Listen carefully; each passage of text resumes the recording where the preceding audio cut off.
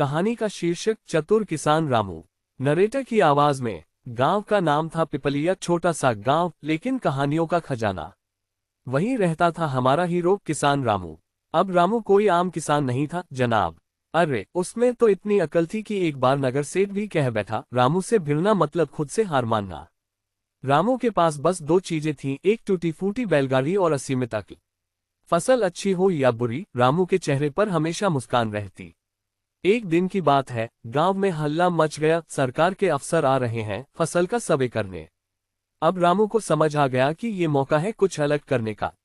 उसने अपने खेत में न कोई फसल बोई थी, न कोई जुताई की थी, पर उसकी शरारत की योजना तो तैयार थी।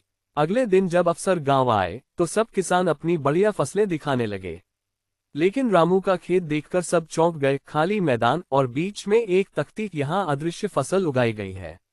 अफसर साहब बोले, यह क्या मजाक है? रामू ने मुस्कुराते हुए जवाब दिया, साहब ये नई तकनीक है। अदृश्य फसल बोता हूँ, बीज दिखते नहीं, पौधे दिखते नहीं, लेकिन मुनाफा बहुत होता है। अफसर ने माथा खुजलाया, ऐसा कैसे मुमकिन है?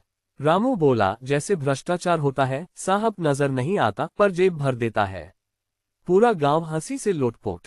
अफसर साहब ने हंसी दबाते हुए कहा, रामू तू बड़ा शातिर है, चल बता क्या चाहिए तुझे? रामू बोला, बस एक पानी का टैंक दे दो और एक पंप असली फसल के लिए। अफसर मुस्कुराए, बोले, तेरी अकल को सलाम। टैंक और पंप मंजूर। थोड़ी देर के बाद अब रामू ने असली खेती शुरू की। उसी पानी से पूरे गांव के खेतों में सिंचाई होने लगी। रामू नायक बन गया। गांव वाले बोले, हम तो फसल उगाते थे, रामू ने तो उम्मीद उगाई है।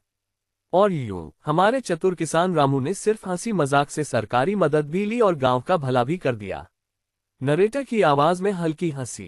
कहते हैं ना, अक्ल बड़ी या भैंस? रामू कहता था, अक्ल हो तो भैंस भी दूध ज्यादा देती है। अगर आपको हमारी यह स्टोरी पसंद आए हो तो